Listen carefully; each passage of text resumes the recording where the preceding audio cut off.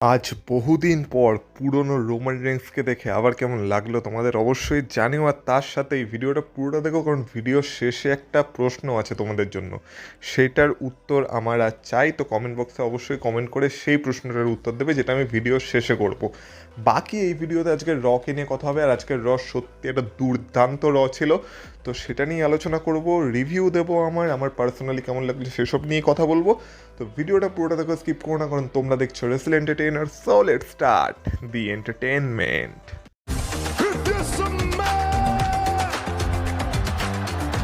Acknowledge me. Acknowledge me. You there, sitting at home. Acknowledge me. আজকের রকে শুরু করেছিল the beast incarnate Brock Lesnar, যেখানে তার সাথে পল হেমনও ছিল। আর আগের সপ্তাহে আমরা দেখেছিলাম যে কীভাবে ওভার ফেমি ব্রক লেসনারকে তুলে ছুঁড়ে ফেলে দিয়েছিল। তো পল হেমন আজকে সেটাকে নিয়ে বাহানা দিচ্ছিল যে আগের সপ্তাহে ব্রক লেসনার রেডি ছিল না। ব্রক লেসনার এসেছিল সেথ রলিন্সের জন্য, যেখানে ব্রক লেসনার সে মার্কসম্যানদের দ্বারা ডিস্ট্র্যাক্ট হয়ে গেছিলো, আর সেটারই ফায়দা তুলেছিল ওভারফেমি। আর তার জন্য ওভারফেমি যেটা করেছিল সেটা করতে পেরেছিল, না হলে ওভারফেমি এসব কিছু করতে পারতো না। তারপর বলে যে ওভারফেমিকে নাকি লোকজন বেশি ওভার হাইপ করছে, ওভারফেমিকে এত হাইপ করার মতো কিছু নেই। আর পল হেমন এই কথাটা শুনতে শুনতে ক্লান্ত হয়ে গেছে যে এই সুপারস্টার নেক্সট ব্রক লেসনার হতে পারে, ওই সুপারস্টার নেক্সট ব্রক লেসনার হতে পারে, কিন্তু কেউই অ্যাকচুয়ালি নেক্সট ব্রক লেসনার হতে পারে না। ব্রক লেসনার আন্ডারটেকারের রেসলমেনিয়া স্ট্রিটকে ভেঙেছিল, তারপর থেকে আন্ডারটেকারও ব্রক লেসনারকে কখনো কোনো রিম্যাচে হারাতে পারেনি। এছাড়া বলে যে অনেকে ট্রাই করেছিল, এখানে সে কিছু জনের নাম নেয়, কিছু তো কন্ট্রোভার্সিয়াল নেম নিয়ে নিয়েছিল, যেমন এখানে ডিন অ্যাম্ব্রোসের নাম নিয়ে নিয়েছিল পল হেমন, যেটা শুনে পুরো ক্রাউড পপ করেছিল। তাছাড়া ব্রন স্ট্রোম্যানের নাম নিয়েছিল, ববি ল্যাসলির নাম নিয়েছিল, যে এরাও নেক্সট ব্রক লেসনার হতে চেয়েছিল, কিন্তু কেউই নেক্সট ব্রক লেসনার হতে পারেনি, আর পারবেও না, এমনকি ওভারফেমিও পারবে না। আর ওভারফেমির মধ্যে কোনো ক্ষমতাই নেই ব্রক লেসনারকে এসে ওয়ান অন ওয়ান ফেস করার। আর রাসেলমেনিয়া তো ওভারফেমি কিছু করতে পারবে না, কারণ ওভারফেমি হচ্ছে একটা ওভারহাইপ সুপারস্টার। এইসব বলতে বলতে আমরা দেখতে পাই সবার শেষে সেখানে ওভারফেমি চলে আসে। আর ওভারফেমির নামে এত কথা বলার পরও যখন ওভারফেমির এন্ট্রি হচ্ছিল, তখন ব্রক লেসনারের মুখে একটা ভয় দেখা যাচ্ছিল। তো তারপর আবার ওভারফেমি রিংয়ে আসে, আবার ব্রক লেসনারের ওভারফেমি ফেস টু ফেস দাঁড়ায়। আর আজকে ব্রক লেসনার ওভারফেমিকে একটা F5 মারতে গিয়েছিল, কিন্তু ওভারফেমি সেটাকে কাউন্টার করে আবার ব্রক লেসনারকে রিং থেকেই ফেলে দেয়। তো ব্রক লেসনার আবার অবাক হয়ে যায়। তারপর ব্রক লেসনার কোনোভাবে আজকে হাসতে হাসতে সেখান থেকে কেটে পড়ে, কিন্তু এটা দেখে বোঝা যাচ্ছিল যে আগের সপ্তাহে ওভারফেমি যেটা করেছিল সেটা কোনো ফ্লুক ছিল না, বা সেটা ওভারফেমি ব্রক লেসনারের কোনো ডিস্ট্রাকশনের ফায়দা তুলে করেনি। অ্যাকচুয়ালি ওভারফেমির মধ্যে ক্ষমতা আছে ব্রক লেসনারকে রিং থেকে ফেলে দেওয়ার বা ব্রক লেসনারকে ম্যান হ্যান্ডেল করার, আর সেটাই আজকে ওভারফেমি প্রমাণ করে দিয়েছিল। আর ব্রক লেসনারকে আজকে বাধ্য হয়ে সেই জায়গা ছেড়ে চলে যেতে হয়েছিল, যেটা ব্রক লেসনার খুব কমই করে। তাছাড়া আজকে আমরা Logan Paul and Austin Theory, মানে দ্য ভিশন ভার্সেস দি উসোসদের মধ্যে একটা ট্যাগ টিম ম্যাচও দেখতে পেয়েছিলাম। এবার এই ম্যাচটা চলছিল, কিন্তু এই ম্যাচের মাঝখানে আমরা দেখতে পাই রেফারি একটু ডিস্ট্র্যাক্ট হয়, আর সেই ডিস্ট্রাকশনের ফায়দা তুলে লোগান পল তার যে ব্রাশ নাকেলস আছে সেটাকে ব্যবহার করার চেষ্টা করছিল, আর সেটা অস্টিন থিওরিকে দেওয়ার চেষ্টা করছিল। কিন্তু যেহেতু ভিজনের সাথে এলে নাইটেরও পাঙ্গা চলছে, তাই এলে নাইট সেই ম্যাচে ইন্টারফেয়ার করে আর লোগান পলকে সাইডে সরিয়ে দেয়। আর তারপর লোগান পলের কাছে যে ব্রাশ নাকেলসটা ছিল সেটা সে দিয়ে দেয় জে উসোকে। আর জে উসো আজকে সেই ব্রাশ নাকেলসটাকে হাতে পড়ে আর রেফারির সামনে অস্টিন থিওরিকে অ্যাটাক করে দেয়। আর যেহেতু ব্রাশ নাকেলস পরে অ্যাটাক করেছিল, তাই ম্যাচটা ডিসকোয়ালিফিকেশনের মাধ্যমে শেষ হয়ে যায়। আর দ্য ভিশন মানে অস্টিন থিওরি আর লোগান পল এই ম্যাচটা জিতে যায়। আর তারপর জিমি উসো ভাবে এটা কি হলো, কিন্তু তারপর জিমি উসো বুঝতে পারে সিচুয়েশনটা। তো জিমি উসো জে উসোকে নিয়ে সেখান থেকে চলে আসছিল, কিন্তু তারপর জে উসোর মাথা আবার খারাপ হয়ে যায়, আর জে উসো সেই ব্রাশ নাকেলসটা দিয়ে লোগান পলকেও রিঙে গিয়ে অ্যাটাক করে দেয়। তো তারপর আমরা দেখতে পাই সেখান থেকে উসোস আর মানে এলেনাইট বেরিয়ে আসে। আর এলেনাইট জেউসোকে আজকে বলে যে জেউসোর একটা রোমান রেন্সের মতো সাউন্ড করছে। আর জেউসো আজকে পুরো পাগল হয়েছিল। জেউসোর পাগলামি তো আমরা রয়ের মেইন ইভেন্টেও দেখতে পাবো, কিন্তু দেখে মনে হচ্ছে যে এলেনাইট আর জেউসোর মধ্যে সব কিছু ঠিকঠাক নেই, আর তারা সেম পেজে নেই। জিমি উসো সিচুয়েশনটাকে সামলানোর চেষ্টা করছে, কিন্তু কতদূর সামলাতে পারবে এটা দেখার বিষয় হবে। আর রেসলমেনিয়ায় দেখা যাক এলেনাইটের ডিরেকশন এখান থেকে কি হয়। এছাড়া যদি কথা বলা হয় ওমেন্স ইন্টারকন্টিনেন্টাল চ্যাম্পিয়নশিপ ফিউডের, তো সেখানে সবার প্রথমে আজকে আমরা বেকি লিঞ্চকে দেখতে পাই। আর বেকি লিঞ্চ এখানে একটা প্রোমো কাট করে, আর অ্যাকচুয়ালি বেকি লিঞ্চ আজকে প্রোমোতে যে কথাগুলো বলেছিল সে কথাগুলো সত্যি। বেকি লিঞ্চ বলেছিল যে অ্যাকচুয়ালি সবাই এজেলির জন্য এখানে চিয়ার করছে, যে কিনা 10 বছর ডাব্লিউডাব্লিউতে ছিলই না। আর এদিক থেকে বেকি লিঞ্চ মাত্র 10 মাসের জন্য ডাব্লিউডাব্লিউ থেকে ব্রেক নিয়েছিল। আর কেন নিয়েছিল? কারণ সবাই বেকি লিঞ্চের সাকসেস দেখে আর কি, মানে যাকে বলে খুব টায়ার্ড হয়ে গেছিল। মানে তারা ভাবছিল যে সবসময় বেকি লিঞ্চ ওয়ার্ল্ড চ্যাম্পিয়ন মানে ওয়ার্ল্ড চ্যাম্পিয়নশিপ জিতে যায়, সেই সবসময় ওয়ার্ল্ড চ্যাম্পিয়ন থাকে। তো সেই কারণে বেকি লিঞ্চ একটু ব্রেক নিয়েছিল যাতে বাকিরা সুযোগ পেতে পারে। আর তারপর যখন বেকি লিঞ্চ আবার ফিরে এসেছিল তখন বেকি লিঞ্চ আর ওয়ার্ল্ড চ্যাম্পিয়নশিপের জন্য যায়নি, সে ইন্টারকন্টিনেন্টাল চ্যাম্পিয়নশিপের জন্য গেছিল। আর সে সেই টাইটেলটাকে রেলিভেন্ট বানিয়ে দিয়েছে। আর অ্যাকচুয়ালি বেকি লিঞ্চ সেটা করেছে। তারপর বেকি লিঞ্চ নিজের প্রশংসা করতে থাকে যে কীভাবে সবাই তাকে বেস্ট বলেছে, স্পোর্টস ইলাস্ট্রেটেড বলেছে, তারপর এখান থেকে আরও যেসব রিপোর্টাররা বলেছে এদের সবার নাম নিতে থাকে বেকি লিঞ্চ। আর বলে, আর সে এখন কি দেখতে পাচ্ছে, সে এখন দেখতে পাচ্ছে এজেলি যখন ফিরে এসেছে, এজেলির কাছে এখন ইন্টারকন্টিনেন্টাল চ্যাম্পিয়নশিপ চলে এসেছে। আর সে ভাবছে যে সে এখন ইন্টারকন্টিনেন্টাল চ্যাম্পিয়নশিপকে চালাচ্ছে। এই সব কিছু ঠিক ছিল, কিন্তু তারপর বেকি লিঞ্চ ভাবলো যে ঠিক আছে, যা হয়েছে হয়েছে। বেকি লিঞ্চ আবার একটা ব্রেক নেবে, কিন্তু সে যখন ব্রেক নিয়ে তার লাভলি হাজব্যান্ড আর তার মেয়ের কাছে গেছিল তখন সে বাড়িতে গিয়ে দেখে যে তার মেয়ে এজেলির থিম সংটাকে গাইছে, আর এজেলির মতো করে এজেলি যেইভাবে সে লাফিয়ে লাফিয়ে হাঁটে সেইভাবে হাঁটছে। আর সেইটা দেখে বেকি লিঞ্চের মাথা গরম হয়ে যায়। তো বেকি লিঞ্চ তার জন্য এজেলিকে চ্যালেঞ্জ করে দেয় আর বলে যে এজেলি ছিল ডিভার্স এরার একজন মানে লেজেন্ড, যে কিনা ডিভার্স এরাকে চালিয়েছিল, কিন্তু বেকি লিঞ্চ হলো সে যে কিনা ডিভার্স এরাকে পুরো মার্ডার করে রেখে দিয়েছে, মানে মেরে ফেলেছে ডিভার্স এরাকে। আর সেই বাটারফ্লাই টাইটেল থেকে সে ওমেন্স চ্যাম্পিয়নশিপকে ইন্ট্রোডিউস করেছে, মানে যে কথাগুলো একদম সত্যি, মানে বেকি লিঞ্চ, শার্লেট ফ্লেয়ার এরাই তো ওমেন্স এভলিউশনকে আর কি এনেছিল ডাব্লিউডাব্লিউইতে। তো বলে তো সেই কারণে ওই এরার হয়তো বেস্ট হতে পারে এজেলি, কিন্তু এই এরাটা হচ্ছে বেকি লিঞ্চের এরা, আর এই এরা এজেলি বেকি লিঞ্চের সাথে মানে পেরে উঠবে না। তো এই বলতে বলতে আমরা দেখতে পাই যে সেখানে এজেলিও চলে আসে। আর এজেলি আসার পর বেকি লিঞ্চ একটু ভয় পেয়ে যায় আর বেকি লিঞ্চ সেখান থেকে পালিয়ে যায়। তো এজেলি তারপর অ্যানাউন্সার টেবিলে উঠে যায়, অ্যানাউন্সার টেবিলে উঠে বলে যে আমি দেখিয়ে দেবো যে কেন আমি ডিভার্স এরারও বেস্ট রেসলার ছিলাম, আর কেন আমি ফেভারিট মানে তোমাদের ফেভারিট রেসলারদের ফেভারিট রেসলার, আর আমি এই চ্যাম্পিয়নশিপটার সাথে কী করতে পারি। তো আমি বেকি লিঞ্চকে চ্যালেঞ্জ করে দিচ্ছি রেসলমেনিয়া, কারণ বেকি লিঞ্চ একটা ম্যাচ চায়। তো ঠিক আছে, বেকি লিঞ্চ আরেকটা ম্যাচ পাবে, তো রেসলমেনিয়াতে যদি তোর ক্ষমতা থাকে আমাকে তুই ফেস করে নে। তখন বেকি লিঞ্চ বলে আমি তো এইটাই চাইছিলাম, আর তুই আমার ট্র্যাপে পড়ে গেছিস। হয়তো হতে পারে যে তুই ডিভার্সের বেস্ট মানে রেসলার ছিলি, কিন্তু রেসলমেনিয়া হলো আমার প্লেগ্রাউন্ড, আর রেসলমেনিয়া তুই আমাকে হারাতে পারবি না।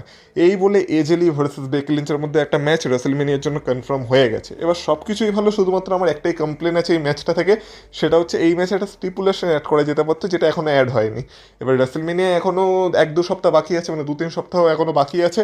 তো দেখা যাক সেটা আস্তে আস্তে এই ম্যাচে কোনো স্টিপুলেশন অ্যাড করে কিনা ডাব্লিউডাব্লিউ, কিন্তু আমার মনে হয় করা দরকার।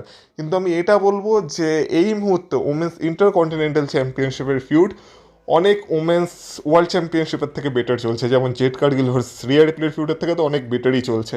আর এতদিন বেকি লিঞ্চ আর এজেলি খুব ক্রিঞ্জ টাইপের প্রোমো কাট করতো, কিন্তু আজকে তাদের প্রোমোটা পুরো সেন্স বানিয়েছে। শুধুমাত্র একটা স্টিপুলেশন অ্যাড করে দিলে এই ম্যাচটাও দুর্দান্ত ম্যাচ হয়ে যেতে পারে। তাছাড়া আমরা দেখেছিলাম ওই দিক থেকে গ্রেসন ওয়ালার ভার্সেস জিভন ইভান্সের মধ্যে একটা ম্যাচ হয়েছিল, যেই ম্যাচে অ্যাকচুয়ালি তো গ্রেসন ওয়ালারের রিং সাইডে কোফি কিংস্টন ছিল, কিন্তু দেখে মনে হচ্ছিল সে গ্রেসন ওয়ালারের থেকে বেশি জিভন ইভেন্সের দ্বারা ইমপ্রেস হচ্ছে আর তাকে মেন্টার করতে চাইছে।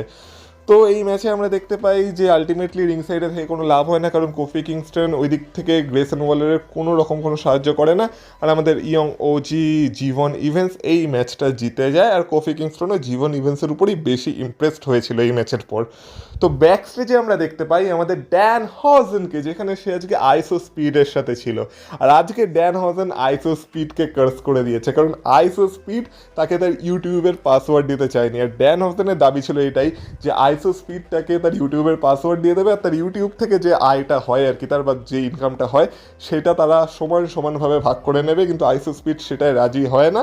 আর ড্যান হজন আজকে আইসো স্পিডকে কার্স করে দিয়েছে। তো ড্যান হজনের আলাদাই দাবি, কিন্তু আমি তোমাদেরও বলে রাখি, তোমরা যদি ড্যান হজন দ্বারা কার্সড হতে না চাও তাহলে তোমাদের কি করতে হবে, তোমরা সবাই জানে চ্যানেলটাকে সাবস্ক্রাইব করতে হবে, কারণ আমরা রেসলমেনিয়ার আগে 20,000 সাবস্ক্রাইবার্সের একটা টার্গেট নিয়েছি, আর সেটা কমপ্লিট করার জন্য চ্যানেলটাকে সাবস্ক্রাইব করতে হবে, নাহলে ড্যান হজন কিন্তু তোমাদেরকেও কার্স করে দেবে। যাই হোক না কেন, তারপর আমরা দেখতে পাই যেহেতু আজকে ব্রক লেসনারের অবস্থা খারাপ হয়ে গেছিলো, ওই দিক থেকে লোগান পল আর অস্টিন থিওরির অবস্থাও খারাপ হয়ে গেছিলো। তো পল হেমনের মন খুব খারাপ ছিল, কিন্তু সেই সময় পল হেমনকে বাধ্য করা হয় সেথ রলিন্সকে অ্যাড্রেস করে আসতে। এবার পল হেমন রিংয়ে আসে, আর পল হেমন বলে যে এখন তার খুব খারাপ লাগছে, তার অবস্থা খুব খারাপ, কারণ সে এখন কারো পেছনে লোকাতে পারবে না। এটা আজকে পল হেমন স্বীকার করে। পল হেমন বলে যে ব্রনসন রিডের অবস্থা এখন খারাপ, সে এখন রিকভার হতে পারবে না। ব্রন ব্রিকারের অবস্থা খারাপ, সেও এখন অত তাড়াতাড়ি রিকভার হতে পারবে না। এদিক থেকে ব্রক লেসনারও আজকের যে ঘটনাটা ঘটেছে সেটার জন্য ফ্রাস্ট্রেটেড হয়ে র থেকে চলে গেছে, ব্রক লেসনারও এখন নেই। আর ওই দিক থেকে লোগান পল আর অস্টিন থিওরির অবস্থাও খারাপ আছে। তো এই মুহূর্তে পল হেমানের লোকানোর জন্য কোনো লোক নেই যে যার পেছনে পল হেমান লোকাবে। কিন্তু পল হেমান বলে যে ঠিক আছে, তো সেথ রলিন্স তুই আয়, আমরা ম্যান টু ম্যান আজকে কথাবার্তা বলি। তো আমরা দেখতে পাই সেখানে একটা মুখোশ পরে সেথ রলিন্স চলে আসে, তারপর সেথ রলিন্স মুখোশটাকে খোলে। আর পল হেমানের কাছে আজকে একটা প্ল্যান ছিল। তো পল হেমান তো বলে ম্যান টু ম্যান কথা বলবে, সে তার পিঠও দেখিয়ে দেয় সেথ রলিন্সকে যে পারলে চিয়ার শট মেরে দেখা। কিন্তু সেথ রলিন্স অ্যাকচুয়ালি কিছু করতে যেত, তখন আমরা দেখতে পাই সেখানে পুলিশ অফিসাররা চলে আসে। আর অ্যাকচুয়ালি ম্যান টু ম্যান কথা বলবে বলে আজকে পল হেমান সেথ রলিন্সকে পুলিশের হাতে অ্যারেস্ট করিয়ে দিয়েছে। তো আমরা দেখতে পাই পুলিশরা সেখান থেকে সেথ রলিন্সকে অ্যারেস্ট করে নিয়ে যায়। তো সেথ রলিন্স চুপচাপ চলে যাচ্ছিল, কিন্তু পল হেমানের তো চুলকানি আছে, পল হেমানের চুলকানি এত সহজে কমবে না। তো পল হেমান তখন মাইকে ট্র্যাশ টক করতে থাকে। পল হেমান বলে যে আমি বলেছিলাম আমি ম্যান টু ম্যান এটাকে ডিল করবো, আর আমি সেটাই করেছি। এখন তুই পুলিশদের হাতে অ্যারেস্ট হয়ে গেছিস, তুই এখন জেলে যাবি। আর তুই জেলে যাওয়ার পর কী হবে জানিস? তুই জেলে যাওয়ার পর তোর ওয়াইফ তোকে ডিভোর্স দিয়ে দেবে, আর তারপর সে হাফ অফ দ্য লকার রুমকে বিয়ে করে নেবে। তখন তোর মেয়ে একা হয়ে যাবে, আর তারপর তোর মেয়েকে আমি অ্যাডপ্ট করে নেবো। মানে এইসব ভুলভাল কথাবার্তা পল হেমান বলতে থাকে। আর তারপর সেথ রলিন্সের একটু মানে রাগের সীমানা পেরিয়ে যায়, আর তারপর পুলিশদের হাত থেকে সেথ রলিন্স নিজেকে ছাড়িয়ে সে দৌড়ে রিংয়ে আসে। রিংয়ে এসে সে পল হেমানের উপর অ্যাটাক করে দেয়। আর তারপর পল হেমানকে দেখিয়ে দেয় যে মানে বুঝিয়ে দেয় এটা যে মুখ চালালে একটু বুঝে সুঝে চালাতে। তো তারপর আবার পুলিশ আর সব সিকিউরিটিরা সেখানে চলে আসে, সেথ রলিন্সকে আলাদা করা হয়। তারপর আবার তারা সেথ রলিন্সকে সেখান থেকে অ্যারেস্ট করে নিয়ে যায়। তো এইভাবে সেথ রলিন্সের স্টোরি লাইনটাকেও আগে এগোচ্ছে ডাব্লিউডাব্লিউই। এখনও যেহেতু ব্রন ব্রেকার পুরোপুরি ক্লিয়ার হয়নি, তো সেই কারণে এই মুহূর্তে ব্রন ব্রেকারকে ইউজ করছে না। কিন্তু ব্রন ব্রেকারের সাথে সেথ রলিন্সের ম্যাচ হওয়ার পসিবিলিটি খুব বেশি আছে, কারণ এরকম একটা রিপোর্ট আসছিল যে ব্রন ব্রেকার এই সপ্তাহে হয়তো ডাব্লিউডাব্লিউর পারফরমেন্স সেন্টারকে হিট করবে, আর সেখানে সে তার ট্রেনিংকে আবার শুরু করবে। তার মানে মোটামুটি ব্রন ব্রেকার নিজেকে ভালো মতোই রিকভার করে ফেলেছে, আর আশা করা যাচ্ছে রেসলম্যানিয়ার আগে সে ফুললি রিকভার হয়ে যাবে। এছাড়া আমরা দেখেছিলাম যে একটা ওমেন্স ট্যাগ টিম চ্যাম্পিয়নশিপের জন্য না, মানে ওমেন্সদের একটা ট্যাগ টিম ম্যাচ ছিল, যেখানে একদিকে ছিল কাবুকি ওয়ারিয়ার্স মানে আসুকা আর কাইরি সেন, আর একদিকে ছিল বেলি আর লায়রা ভ্যালকাইরিয়া। এবার এই ম্যাচেও আমরা দেখতে পাই যে কাইরি সেন আবার আসুকার জন্য নিজেকে স্যাক্রিফাইস করে। আর এই ম্যাচের শেষে আমরা দেখতে পাই যে আসুকাকে বাঁচাতে গিয়ে কাইরি সেনের অবস্থা খারাপ হয়ে যায়, আর সেই সুযোগটাকে কাজে লাগিয়ে আমরা দেখতে পাই যে কাইরি সেনকে এই ম্যাচে লায়রা ভ্যালকাইরিয়া পিন করে দেয়। পিন করে এই ম্যাচটা তাদের টিমের জন্য জিতে যায়। তো ওই দিক থেকে আমরা দেখতে পাই লায়রা ভ্যালকাইরিয়া আর বেলি তারপর ওমেন্স ট্যাগ টিম চ্যাম্পিয়নশিপের জন্য চ্যালেঞ্জ করে দেয় নায়া জ্যাক্সের ল্যাস লেজেন্ডকে, আর বলে যে নেক্সট উইকের রতে তারা ট্যাগ টিম চ্যাম্পিয়নশিপের জন্য আসছে, তো এদের মধ্যে আমরা একটা ম্যাচ দেখতে পাবো। কিন্তু ওই দিক থেকে আমরা দেখতে পাই আসুকা আবার কাইরি সেনের উপর খুব রেগে গেছিলো, কিন্তু কাইরি সেনকে আজকে বোঝাতে এসেছিল ইয়োস্কাই। আর কাইরি সেনকে সে বলে যে তুই এরকম ট্রিটমেন্টও ডিজার্ভ করিস না, তুই এর থেকে আরও বেটার ডিজার্ভ করিস। তো দেখা যাক কাইরি সেনের মাথায় এই কথাটা ঢোকে কিনা, আলটিমেটলি কাইরি সেন আর আসুকার ব্রেকআপ হয় কিনা রেসলম্যানিয়ার আগে। এটাও একটা ইন্টারেস্টিং স্টোরি লাইন চলছে। এরপর ছিল ইন্টারকন্টিনেন্টাল চ্যাম্পিয়নশিপের ম্যাচ, যেখানে আমাদের কারেন্ট ইন্টারকন্টিনেন্টাল চ্যাম্পিয়ন পেন্টা তার চ্যাম্পিয়নশিপ ডিফেন্ড করতো এগেনস্ট ডমিনিক মিস্টিরিও। এবার সবার প্রথমে আমরা দেখতে পাই ডমিনিকের এন্ট্রি হচ্ছে, যেখানে ডমিনিকের সাথে লিভ মর্গানও ছিল। কিন্তু এন্ট্রেন্সেই আমরা দেখতে পাই লিভ মর্গানকে অ্যাটাক করে দেয় স্টেফিনি ভ্যাকার। আর স্টেফিনি ভ্যাকার তো আজকে ডমিনিকের গায়েও হাত তুলে দিয়েছিল, কিন্তু লিভ মর্গান আর স্টেফিনি ভ্যাকারের মধ্যে ব্রল হয়, তো লিভ মর্গানকে সেখান থেকে চলে যেতে হয়। তারপর আমরা দেখতে পাই ডমিনিকের সাথে এন্ট্রেন্স হয় জেডি ম্যাকডোনাল্ড, আর তারপর পেন্টাও আসে, তাদের মধ্যে ম্যাচটা শুরু হয়। কিন্তু এই ম্যাচটা বড় ব্যাপার আজকে ছিল না, কারণ এই ম্যাচের মাঝখানে আমরা দেখতে পাই যখন জেডি ম্যাকডোনাল্ড ইন্টারফারেন্স হচ্ছিল, আর দেখে মনে হচ্ছিল পেন্টাকে আজকে ডমিনিক হারিয়ে দেবে, কিন্তু সেই সময় ডমিনিককে ডিস্ট্র্যাক্ট করতে সেখানে চলে আসে ফিন ব্যালার। আর ফিন ব্যালারকে দেখে তো ডমিনিকের অবস্থা খারাপ হয়ে যায়। জেডি ম্যাকডোনাল্ড গেছিল ফিন ব্যালারকে ট্যাকেল করতে, কিন্তু ফিন ব্যালার আজকে জেডি ম্যাকডোনাল্ডের অবস্থাও খারাপ করে দেয়। আর তারপর আমরা দেখতে পাই যে ওই দিক থেকে সে রিংয়ে গিয়ে ডমিনিকের অবস্থাও খারাপ করে দেয়, কিন্তু ডমিনিক কোনোভাবে সেখান থেকে পালিয়ে যায়। আর ওই দিক থেকে আমরা দেখতে পাই যে জেডি ম্যাকডোনাল্ডকে ফিন ব্যালার একটা কুডিগ্রাস লাগিয়ে দেয় লাস্টে, আর জেডি ম্যাকডোনাল্ডের অবস্থা ফিন ব্যালার খারাপ করে দিয়েছিল। আর হ্যাঁ, এর মাঝখানে আমরা দেখেছিলাম যে পেন্টাও তার ইন্টারকন্টিনেন্টাল চ্যাম্পিয়নশিপ সাকসেসফুলি রিটেন করে নিয়েছিল এই ম্যাচে এসবের ফায়দা তুলে। তো যাই হোক না কেন, এবার মনে হচ্ছে ডমিনিক আর ফিন ব্যালারের ফিউড অফিসিয়ালি ভালোভাবে স্টার্ট হয়ে গেছে। তো এই উইকে তো ফিন ব্যালারের ডমিনেন্স ছিল, কিন্তু আমার মনে হয় না সেটা থাকবে বলে। এবার তো ডমিনিক আরও রেগে যাবে ফিন ব্যালারের উপর, এবার পুরো জাজমেন্টে ফিন ব্যালারের এগেনস্টে যেতে চলেছে। আর আলটিমেটলি রেসলম্যানিয়া আস্তে আস্তে আমরা ফিন ব্যালারের ডিমন ক্যারেক্টারটাকে দেখতে পাই কিনা সেটাও এখান থেকেই এই স্টোরি লাইনটা থেকেই লিড করবে। তো এই স্টোরি লাইনটার জন্য আমি বেশ ইন্টারেস্টেড আছি। কিন্তু এবার যদি কথা বলে আজকে রয়ের মেন ইভেন্টের, তো রয়ের মেন ইভেন্টে আজকে আমরা জানতাম আবার আমরা রোমান রিংস আর সিএম পাঙ্ককে দেখতে পাবো, যেখানে আজকে সবার প্রথমে সিএম পাঙ্কের এন্ট্রেন্স হয়। আর সিএম পাঙ্ক ঢোকার মুখেই জিমি উসো বলে দিয়েছিল যে আজকে যেন সে একটু বুঝে সুঝে কথা বলে, কারণ জে উসো আজকে খুব রেগে আছে, আর জে উসো কিন্তু আজকে পুরো একটা ওয়ার জোনে আছে, মানে জে উসো যা ইচ্ছা করে দিতে পারে। তো আমরা দেখতে পাই সেখানে সিএম পাঙ্ক বেরিয়ে আসে, সিএম পাঙ্ক আজকে একটা প্রোমো কাট করে, যেইখানে সিএম পাঙ্ক এটাকে জাস্টিফাই করার চেষ্টা করছিল যে রোমান রিংস যে তাকে আগের সপ্তাহে বুড়ো বলেছে এটা তার বলা উচিত হয়নি, কারণ অ্যাকচুয়ালি সিএম পাঙ্ক বুড়ো কিনা সেটা সে অডিয়েন্সকে জিজ্ঞাসা করে, আর এখানে একটা ব্লান্ডার হয়ে যায়। সিএম পাঙ্ক ভেবেছিল সবাই নো বলবে, কিন্তু অ্যাকচুয়ালি পুরো অডিয়েন্স তখন তাকে ইয়েস ইয়েস করতে থাকে, মানে পুরো অডিয়েন্সও জানে যে সিএম পাঙ্ক অ্যাকচুয়ালি বুড়ো হয়ে গেছে। কিন্তু এবার যেহেতু সিএম পাঙ্কের মাইক স্কিল খুব ভালো, এবার এখান থেকে তো সিএম পাঙ্ককে কামব্যাক করতে হতো। তো সিএম পাঙ্ক বলে যে হ্যাঁ আমি বুড়ো হয়ে গেছি, কিন্তু age is just a number. আর সে বুড়ো হয়ে গেলেও সে তার পাকা দাড়ি কখনো লোকায়নি, এছাড়া সে এখনও নিজেকে বুড়োর মতো ফিল করছে না, কারণ সে নিজেকে বেস্ট ইন দ্য ওয়ার্ল্ডের মতো ফিল করছে। তারপর সে নিজেকে অনেকজনের সাথে কম্পেয়ার করতে থাকে, আর তারপর সে রোমান রিংসের নামে বলে যে রোমান রিংস আগের সপ্তাহে তার পুরো সামোয়ান ফ্যামিলিকে বলেছিল যে তাদের যদি সিএম পাঙ্কের সাথে কিছু করার থাকে তারা যেন সিএম পাঙ্ককে দেখে নেয়, কিন্তু সেই দিনের পর থেকে আজ অব্দি কেউ সিএম পাঙ্ককে কিছু করতে পারেনি। এই বলে সে সামোয়ান ফ্যামিলির নামে আবার আর কি অপমান করতে শুরু করে দেয়। আর এই সব বলতে বলতে আমরা দেখতে পাই সেখানে চলে আসে জে উসো, আর জে উসো যখন আসে তখন সিএম পাঙ্ক জে উসোকে অপমান করে আর তাকে প্রভোগ করতে থাকে যে হ্যাঁ তুই কী করবি দেখে নে, তুই কী করবি করে নে। তখন জে উসো বলে আমাকে রিংয়ে তো ঢুকতে দে। তো তারপর জে উসো রিংয়ে ঢোকে, আর তারপর আমরা দেখতে পাই যে সিএম পাঙ্ক বলে আমি ফাইটিং চ্যাম্পিয়ন, আর তোর যদি চ্যাম্পিয়নশিপটা চাই তো চ এখনই আমরা ম্যাচ করে নিই। আর দেখে মনে হচ্ছিল জে উসো মানে এই ম্যাচটা করতে চাইছে, আর আজকে মনে হয় আমরা জে উসো আর সিএম পাঙ্কের মধ্যে ওয়ার্ল্ড হেভিওয়েট চ্যাম্পিয়নশিপের একটা ম্যাচ দেখতে চলেছি। কিন্তু তারপর সেখানে জিমি উসো চলে আসে, জিমি উসো জে উসোকে বোঝায় যে তুই কী করছিস, এটা আমাদের গল্প না, আমাদেরকে এখন আমাদের ট্যাগ টিম চ্যাম্পিয়নশিপের দিকে ফোকাস করা উচিত, আমরা ট্যাগ টিম চ্যাম্পিয়ন্স। আর সিএম পাঙ্ককে রোমান রিংসের হাতে ছেড়ে দেয়, রোমান রিংস থেকে দেখে নেবে। তো তখন জে উসো বলে কিন্তু রোমান রিংস কোথায়, এই বলতে বলতেই আমরা দেখতে পাই সেখানে এন্ট্রি হয় আমাদের ওটিসি রোমান রিংসের। আর আজ রোমান রিংসকে দেখে বোঝা যাচ্ছিল যে আজ রোমান রিংস ফুল সিরিয়াস আছে, আজ রোমান রিংস কোনো ছেলে খেলা করার মুডে নেই। তো রোমান রিংস রিংয়ে আসে, রিংয়ে এসে যে মানে জিমি উসোর উদ্দেশ্যে বলে যে আমার যতদূর মনে পড়ছে তোরা এর আগে একটা ট্যাগ টিম চ্যাম্পিয়নশিপ ম্যাচে কম্পিট করছিলি, তো তোদের ট্যাগ টিম ম্যাচ শেষ হয়ে গেছে, এম আই রাইট? তখন জিমি উসো বলে হ্যাঁ ঠিক। তখন বলে আমি এটা যতটা রেসপেক্টফুলি বলা যায় ততটাই রেসপেক্টফুলি বলার চেষ্টা করছি যে তুই তোর ভাইকে নিয়ে এই মুহূর্তে আমার রিং ছেড়ে চলে যা। তো তখন জিমি উসো জে উসোকে নিয়ে বেরিয়ে যেতেই চাইছিল, কিন্তু তখন আমরা দেখতে পাই যে সিএম পাঙ্ক আবার প্রভোগ করে, আর সিএম পাঙ্ক বলে যে না না তোরা থাক, তোদের হয়তো প্রয়োজন পড়তে পারে, কারণ রোমান রিংস একা কিছু করতে পারে না, তোদের হেল্পের প্রয়োজন পড়তে পারে।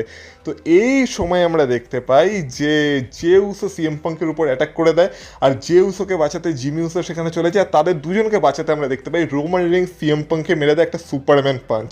আর সেটা মারার পরেই আমরা দেখতে পাই অ্যাডাম পিয়ার্স, রয় সিকিউরিটি অফিসিয়ালস সবাই সেখানে চলে আসে, তারা তাদেরকে সেপারেট করার চেষ্টা করে। কিন্তু জিমি উসো যখন জে উসোকে নিয়ে বেরিয়ে সেখান থেকে চলে যাচ্ছিল, তখন জে উসো রোমান রিংসকে বলে যে হ্যাঁ জো তুই একে শেষ করে দে, আমি জানি তুই এটা করতে পারবি, আর তুইও জানিস তুই কী কী করতে পারিস, তো একে মার, একে মেরে ধরে এর খেলা একদম শেষ করে দে। আর অ্যাকচুয়ালি আজকে রোমান রিংস তার দ্বারা ইনফ্লুয়েন্স হয়ে গেছে, তো আমরা দেখতে পাই রোমান রিংস আবার রিংয়ের মধ্যে ফেরত যায়, গিয়েই সিএম পাঙ্ককে মেরে দেয় একটা স্পিয়ার, আর তারপর সে সিএম পাঙ্কের উপর অ্যাটাক কন্টিনিউ রাখে। আর তারপর আমরা দেখতে পাই সে সিএম পাঙ্ককে রিংয়ের মধ্যে মারে, রিং সাইডে মারে, মানে তাদের মধ্যে ব্রল হয়। ব্রল বলতে কি আজকে তো রোমান রিংসেরই ফুল ডমিনেন্স ছিল, আমরা আবার আমাদের সেই লকডাউনের সময়কার রোমান রিংসকে দেখতে পেয়েছিলাম যে কিনা ফুল একদম মারধরের মুডে থাকে।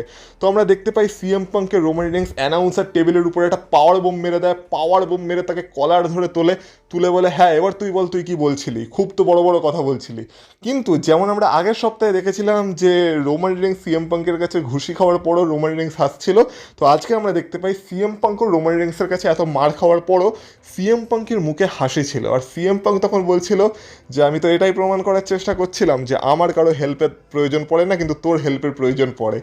তো তারপর রোমান রিংসে মনে মনে ভাবে যে এটা কি সিএম পাঙ্ক মানে নিজের পয়েন্ট প্রমাণ করার জন্য আমাকে ট্রিগার করলো। তো এইভাবেই আজকে রয়ের এপিসোড শেষ হয়। তো এখনও সিএম পাঙ্ক আর রোমান রিংস একে অপরের সাথে মাইন্ড গেম খেলে যাচ্ছে, তাদের মধ্যে ব্রল তো হয়েছে কিন্তু এখনও তারা পুরোপুরি ইন্টেন্সিটিতে ব্রল করেনি। কিন্তু আমার মনে হয় আগামী যে সপ্তাহগুলো আসছে সেখানে তারা অল আউট যাবে, আর এবার দুজনের অবস্থা খারাপ করতে চলেছে। আর এইখান থেকেই আমাদের এই ফিউডটার ইন্টেন্সিটিও অনেকটাই বেড়ে গেছে। কিন্তু এবার আমি তোমাদের ভিডিও শুরুতে বলেছিলাম না একটা প্রশ্ন করবো ভিডিও শেষে, সেইটা হচ্ছে এখন কি তোমাদের এই রয়ের এপিসোড দেখে মনে হচ্ছে যে আমরা রোড টু রেসেলমেনিয়ায় আছি? দেখো আমার তো মনে হচ্ছে, আর আমি বলবো যে এখনের এপিসোডগুলো অনেকটাই ইমপ্রুভ করে গেছে। যখন ডাব্লিউডাব্লিউ খারাপ হয় তখন যেমন আমরা ডাব্লিউডাব্লিউকে খারাপ বলি, যখন ভালো হচ্ছে তখন সেটাকে ভালোও বলতে হবে। আর এখন তো আমার মনে হচ্ছে যে অ্যাকচুয়ালি দেখে মনে হচ্ছে আমরা রোড টু রেসেলমেনিয়ায় আছি। আর রেসেলমেনিয়ার জন্য এক্সাইটিং এখন একটু মনে হচ্ছে নিজেকে যে হ্যাঁ আমি রেসেলমেনিয়ার জন্য এক্সাইটেড তো আছি, মানে রেসেলমেনিয়াকে এক্সাইটিং মনে হচ্ছে। তো তোমাদেরও কি সেম মনে হচ্ছে সেটা অবশ্যই কমেন্ট বক্সে কমেন্ট করে আমাকে জানিও। আর ভিডিওটা ভালো লেগে থাকলে ভিডিওটাতে একটা লাইক করে দিও, চ্যানেলে নতুন হয়ে থাকলে চ্যানেলটাকে সাবস্ক্রাইব করো, প্লিজ সাবস্ক্রাইব করো। আমরা রেসেলমেনিয়াকে 20,000 সাবস্ক্রাইবার্সের টার্গেট নিয়েছি, আর প্লিজ কমপ্লিট করিয়ে দাও। তাছাড়া আমাকে ফেসবুক আর ইনস্টাগ্রামে ফলো করতে পারো, যে লিঙ্ক পেয়ে যাবে তোমরা ভিডিওর ডেসক্রিপশনে। ফেসবুকে একটা নতুন গ্রুপও খুলে ফেলেছি, তো সেখানেও তোমরা অটোমেটিক জয়েন হয়ে যাবে যদি আমাকে ফেসবুকে গিয়ে ফলো করো। তো তাছাড়া তোমাদের গুরুত্বপূর্ণ মতামত কমেন্ট বক্সে কমেন্ট করে বলো, ভিডিওটাকে হাইপ করো, ভিডিওটাকে শেয়ার করো। আর বাকি তোমাদের সাথে কথা হবে আবার পরের ভিডিওতে। ততক্ষণ তোমরা ভালো থেকো, টাটা।